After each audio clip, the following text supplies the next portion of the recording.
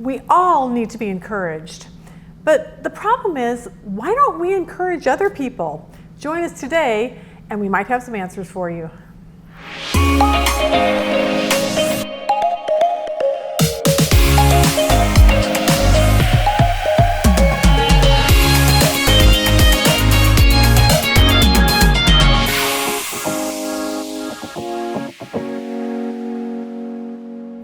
All right, good morning. Welcome to our Encouraging Truth series. So glad you're joining us today. Today, our Encouraging Truth number 68 is this. Encouragers are God's jumper cables. Now, that will make more sense at the end of the lesson, so let's just start here. There was a churchgoer. He wrote a letter to the editor of this newspaper, and he complained.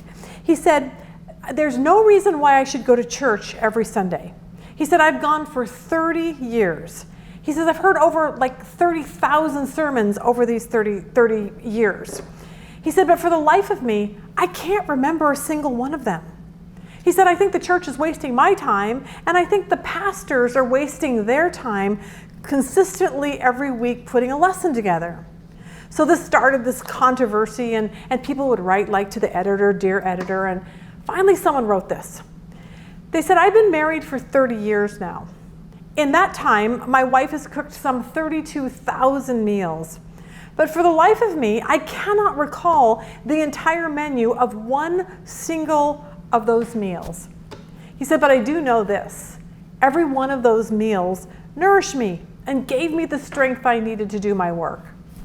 He said, "Had my wife not given me these meals, then I would be physically dead today," which is a really, really great point. He was trying to explain to people that had they not gone to church, they wouldn't be spiritually nourished to be able to live a life spiritually the way God calls us to in this day and age. Now, the reason why I tell you that is because this is a great reminder that a lot of times we go to church or Bible study and we actually don't even remember. Like someone will say, "Hey, how was church this morning? What did you learn?" You'll be like, I don't even remember what they taught. And if you ask me, like, "What lesson did you teach last week?" I'd be like, "That just was so fuzzy, I don't remember," because I'm on to the next thing. But somehow what we need to remember is that listening to sermons and listening to podcasts or listening to people talk about the Word of God, it nourishes our soul. It still nourishes us and changes us on the inside. 2 Peter 1 says this, "Therefore, I will always remind you about these things. Even though you know them and are established in the truth you have, consider it right, as long as I am in this bodily tent, to wake you up with a reminder."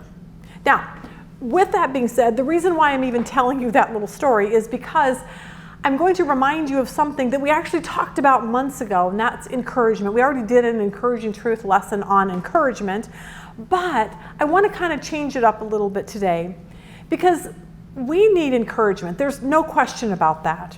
But what I want to talk about today is we need to encourage others. Today we're going to learn that from a man by the name of Barnabas. We meet Barnabas in Acts 4:36. Joseph, a Levite from Cyprus, whom the apostles called Barnabas, which means son of encouragement. And what we learn from Barnabas is kind of what practical encouragement looks like today. Because this is why we need to be encouraged, and it comes straight from the Bible. John 16:33, Jesus said, "I have told you these things so that in me you may have peace. In this world you will have trouble, but take heart, I've overcome the world." 1 Peter 4:12, "Dear friends, do not be surprised at the painful trial you're suffering, as though something strange were happening." See, what we learn from Jesus and Peter is that the world is filled with problems and trials. John says so in John 15:20. Jesus says, "Remember the words I spoke to you. No servant is greater than his master. If they persecuted me, they will persecute you also. If they obeyed my teaching, they will obey yours also." In other words, here's the deal. There's going to be problems in life, and we need to know that. And because we know that, we need to encourage others through there. James 1:2 says this, "Consider it pure joy, my brothers, whenever you face trials of many kinds." So because of this, we need to learn to be encouragers because life is tough and people all around us need to be encouraged in life. But here's the question, why don't we? Like, what's the problem? Why don't we even think to encourage someone else? And I think there's 3 reasons. One is this: pride. Pride. We think we're better than someone else. And I know that sounds really weird, but a lot of people don't encourage others because of that exact reason. Let's say a person's hurting and they lost their job. But maybe it's their own fault that they lost their job. Maybe they stole something, or they didn't show up for work on time, or whatever, and it's their own fault. Maybe for someone else, it's their spouse walked out on them. But their spouse walked out on them because they got drunk one too many times, or because they were having an affair. And see, what happens is, for people like that, we're just like, well, why would I offer you encouragement? Like, why would I do that? Like, I would never act like that. I would never do what you're doing. I show up to work on time. I'm not going to go have an affair. Like it's kind of like we have this feeling of, well, they made their bed, so they get to lie in it now. For some people, we don't encourage others because they're addicted to something. We're like, I've never been addicted to anything. I've never gotten a divorce. I've never been fired from my job. I've never been homeless. I've just pulled myself up from my bootstraps. See, somehow we don't go to these people who are seriously hurting and say, man, I'm so sorry that's happening to you. I just want you to know that I know God is in it. I know He can do something good with this. Like, even though, we aren't like them, we can still encourage them. Here's a reminder. For by the grace of God, there go I. We need to remember that. See, you and I may not be in the position that these other people are in, even though they got themselves in that mess. But here's what we need to remember. You know what? You didn't live their life. You don't know how they were raised. Maybe they're that way because they made stupid choices because they didn't have parents to teach them how to make good choices. Maybe they didn't have a good home life.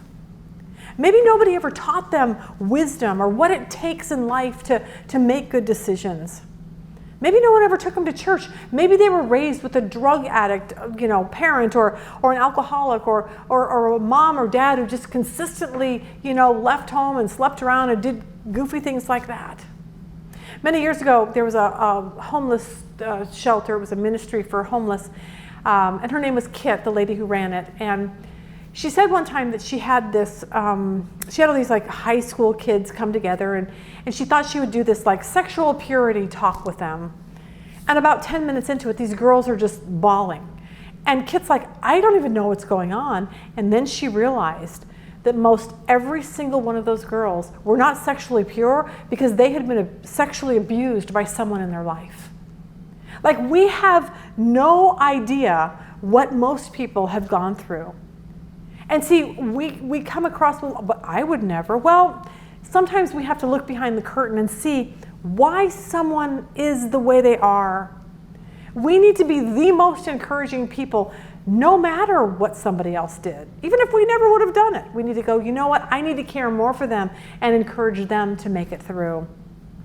We watched the show, Chicago PD, and a lot of times it's, gangs and violence, and I'm like, sometimes it overwhelms me. I'm like, I was never raised like that.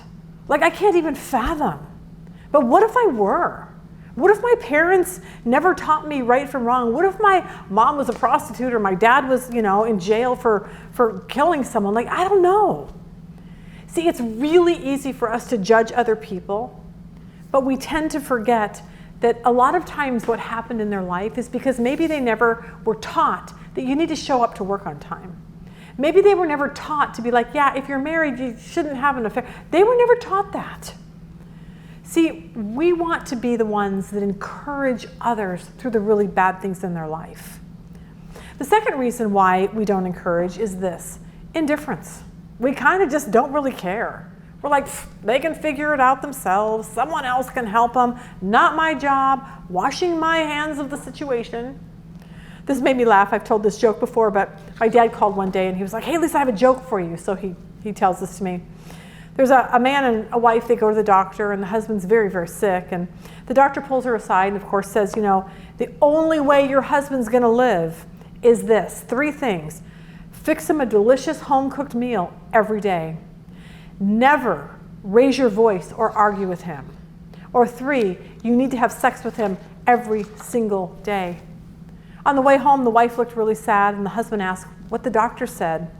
And with tears streaming down her face, she said, well, the doctor said you're not going to make it.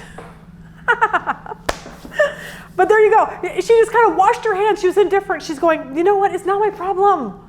Okay? There was no encouragement. She didn't want to encourage him because to her, it was just indifference. She was like, yep, not my problem any longer. The third reason why we don't encourage people is this: jealousy. Jealousy. We don't want to encourage someone to succeed. Why is that? We don't want to encourage someone to get that job or climb the corporate ladder because you know what? They might be better than us. They might make more money than us. They might be able to buy a boat and we might not be able to. See, we see this in the church world all the time, in Bible studies all the time. We don't want to encourage another pastor or another Bible study because we actually really don't want them to be better than we are. The best thing I ever heard from a Bible study teacher one time was, if someone starts another Bible study down the street, you need to be the ones to go take a sound system to them, help them. Because guess what? We're all on the same team. This is not a competition. There's no need ever for jealousy.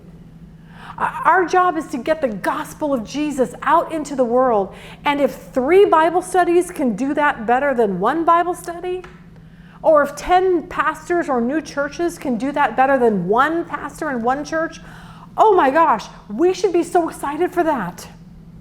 See, if another pastor or another Bible study teacher or a coworker needs encouragement, we need to be the ones that go to them, encourage them. You're doing great. I'm so proud of you.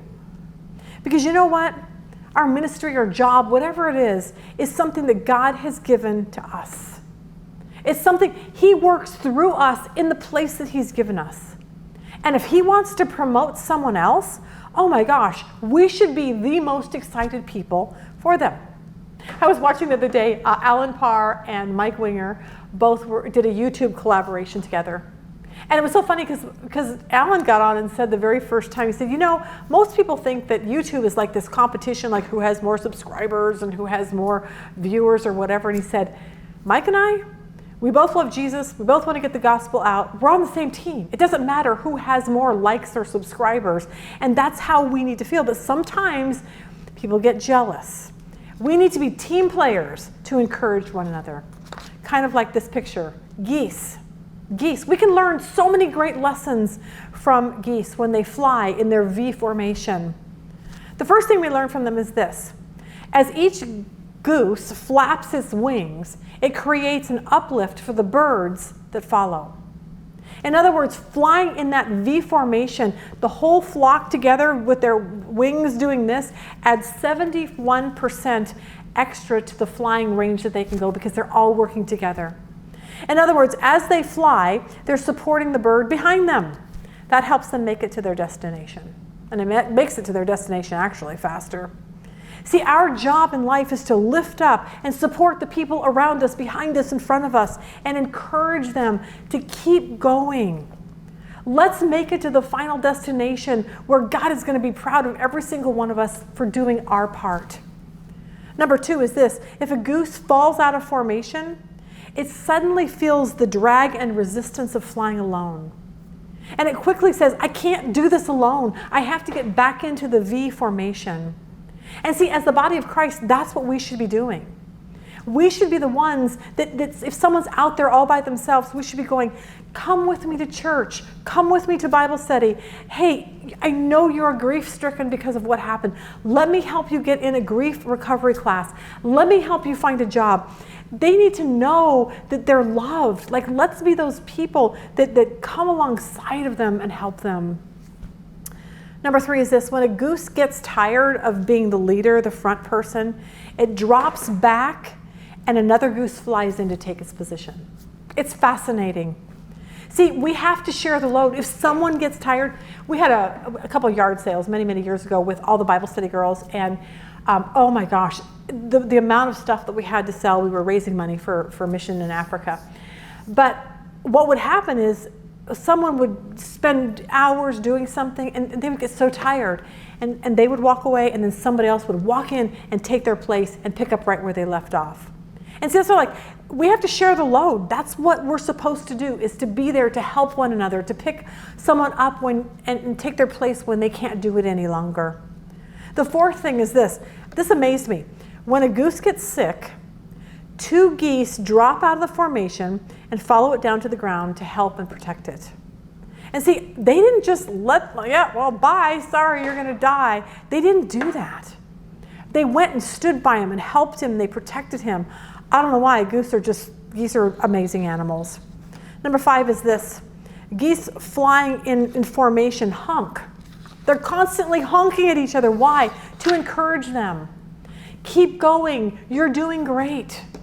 And see, we need to learn to do that in our life with other Christians, to say, keep going. You can make it, try again.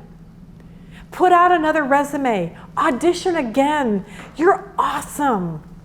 See, if geese can do this, I'm assuming that us, filled with the Holy Spirit, can do it even better than geese. See, to me, this is a perfect picture of what we as Jesus followers are supposed to do. Mary Kay Ash was never in the cosmetic business, but she was in the people business. She was a committed Christian, and she wrote this. She said, pretend that every single person you meet has a sign around his or her neck that says, make me feel important. She said, not only will you succeed in sales, but you will succeed in life. Look at people. Pretend that when you see a person, that they have a sign on that says, please make me feel important. And then it's our job to make them feel important. Encouragers say things like this. I know you're struggling with that trial, but oh my gosh, don't give up. There's so much hope out there.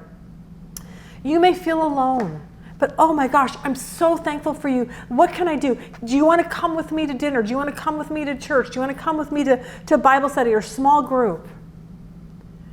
Sometimes it means saying, I know you feel weak, but I'm really praying for you. God has not forgotten you. See, someone said this, encouragers are God's jumper cables. I love that, because when our car doesn't start, it's usually because we left a light on and the batteries are dead. And so what happens is we need someone to come up beside us with their car and put jumper cables from their live battery to our dead battery, give it power, and the car starts. See, that's what encouragement does. That's what encouragement does. It just starts them back up and gets them going again. Rob did this for me. He does this for me a lot, but a few years ago when we were dealing with this business deal that Rob was working through, I was really frustrated with it, and I just felt like God wasn't listening. I felt like God and I were in a fight, actually. And I was in this mode of, I don't even want to pray because God's not listening. I don't want to pray because it's not going to do any good. God just confuses me right now. I don't know what he's doing. And I woke up and I started crying. And I looked at Rob and I said this. I said, I teach this stuff. Like, I should know how to live it. But for some reason, I just can't right now. I can't get past this. I just feel like I can't trust God. I can't do anything. And Rob said to me, you know what he said, you may not be able to feel it or live it right now, but he said it's only for a season. Because do you think Moses felt this way sometimes? Yeah. Do you think Abraham felt this way sometimes? Like, hello, God, what are you doing? I'm a little confused. But you know what? It was only for a season. And Rob left, and it felt like he had taken God's jumper cables and gave me the energy and the exactly what I needed at that particular time to get my relationship back on track with God. Florence Littauer had a wonderful little piece in her book, Silver Boxes, The Gift of Encouragement. She says this, do you know someone who has a song waiting to be sung? Some art waiting to be hung, a piece waiting to be played, a scene waiting to be staged, a tale waiting to be told, a book waiting to be sold, a rhyme waiting to be read, a speech waiting to be said. If you do, don't let them die with the music still in them. See, it's our job to help people, to encourage them, to keep going, to do what God has gifted you to do. My aunt wrote poems all of her life. And she had this stack of them. She'd write a poem and stick it aside, put it in a drawer, whatever. But her life dream was to get her poems into a book. So at this time, we were working with this printing company, and so I got all my aunt's poems, and I gave it to this girl, and I said, look, can you make this into some kind of a nice booklet with a nice cover, you know, poems by Marianne? And what happened is she did. And my aunt got really sick, and I literally took these copies of her book of poems and handed it to her 2 days before she died. But all it took was someone to encourage her, say, look, let's do this for you. Let's get this done. And see, we need to look at people and say, how can I encourage them to do something that they never thought they could actually ever do? Don't wait to encourage someone. Angela, you have a beautiful voice. Go sing. Cheyenne, you want to start your own boutique? Go for it. Vicki, you want to teach a Bible study? Go teach it. Linda, you want to write that book? Start it. Betty, you want to go get a degree? Go to school and get it. Because William Arthur Ward wrote this, flatter me and I may not believe you. Criticize me and I may not like you. Ignore me and I may not forgive you. But encourage me, I will never forget you.